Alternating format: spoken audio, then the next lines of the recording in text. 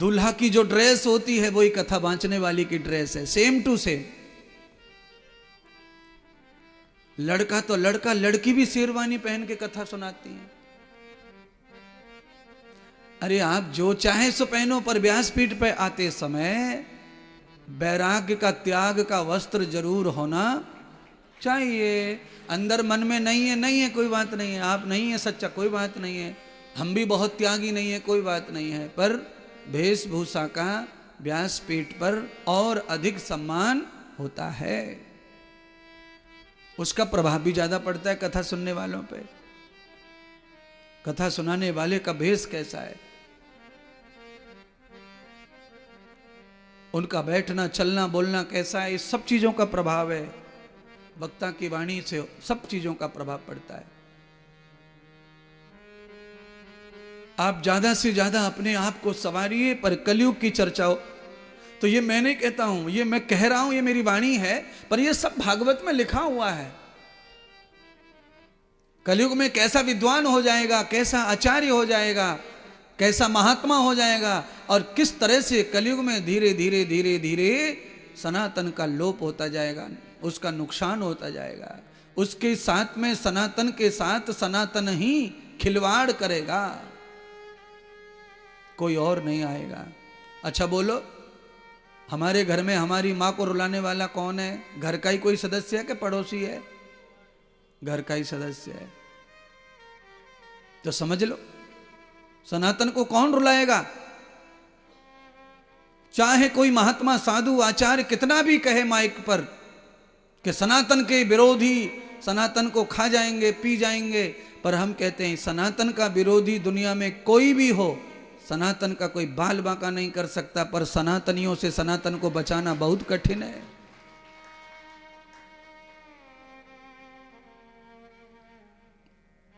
हलवाई जब जलेबी बनाता है, हलवाई मिठाइयां बनाता है, तो दूसरा बाहर से आने वाला हलवाई के परिसर में घुस करके झूठा कूटा नहीं कर सकता। पर हलवाई से बिना झूठा कूटा किए रह नहीं सकता किचन। हलवाई दूसरों के ऊपर प्रतिबंध लगा देता है कि अंदर चप्पल पहन के नहीं आना, अंदर आके झूठा कूटा नहीं करना है, अंदर कोई वस्तु नहीं उठानी है। पहले भोग लगेगा ठाकुर जी को, बाद में होगा भंडारा। और हलवाई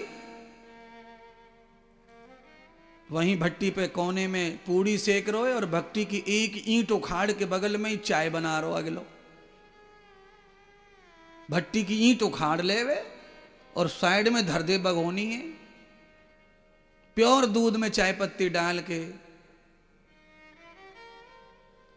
पूड़ी बेलवे वारी, और हलवाई, हलवाई की भूआ, हलवाई को सारो सबरे पी में चाय। हलवाई सुन रहा होगा कोई कथा तो कह रहा होगा, महाराज तू तो बहुत सही बतावे। कोई कोई गाली पे भी आगो होगो। दोनों आशीर्वाद मिलते हैं सच बोलने पे, प्रशंसा भी मिलती है और गालियां भी मिलती हैं। आदमी का अर्थ है, वो कैसा निकालेगा अर्थ बात का, उस हिसाब से परिणाम, रिएक्शन आता है सामने से। कहने का मतलब हलवाई का उदाहरण है। ये हलवाई कोई अपवित्र नहीं कर रहा किचन को, कोई उसे दोषी नहीं बना रहा किचन को, कोई वो पदार्थों को झूठा नहीं कर डाल रहा है। पर जिस प्रकार का प्रतिबंध है उस प्रकार का नियम नहीं है। हलवाई को कभी कभी मजबूरन वस्तुओं को चखना भी पड़ता है, क्योंकि उसे क्वालिटी देनी है, क्वालिटी देनी है तो वो सब करना पड़ता है। पर उसमें तरीका अच्छा होता है चखने का, जिससे पदार्थ झूठा नहीं होगा, झूठा नहीं माना जाएगा। उस तरह से व्यवस्थित तरीके से चख भी लिया जाता है सब, और सब परोस दिया जाता है। कहा गया है कि सबरी माता भी इसी भय और भ्रम के कारण बेरों को चक चक के राम जी को दे रही थी, कहीं कोई बेर राम जी के हिस्से में खट्टा ना चला जाए। तो झूठा नहीं माना गया है। अगर आपका भाव अच्छा है तो फिर आप जरा होठ मुंह भी लगा देते हैं तो फिर वो झूठा नहीं है।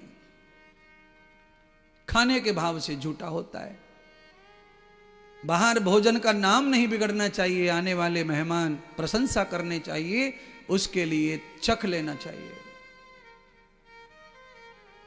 और चखने का तरीका है कि भोजनालय से अलग हटके चख लें, हाथ मुंह धोकर फिर भोजनालय में सेवा करें, फिर कोई कमी नहीं रह जाती, परमात्मा के कार्य और भोग में अर्पण किया जा सकता है। सब चीज़ों का नियम शास्त्र में है, उनका पालन अगर हम करते हैं तो हम कहीं भी फेल नहीं रहते।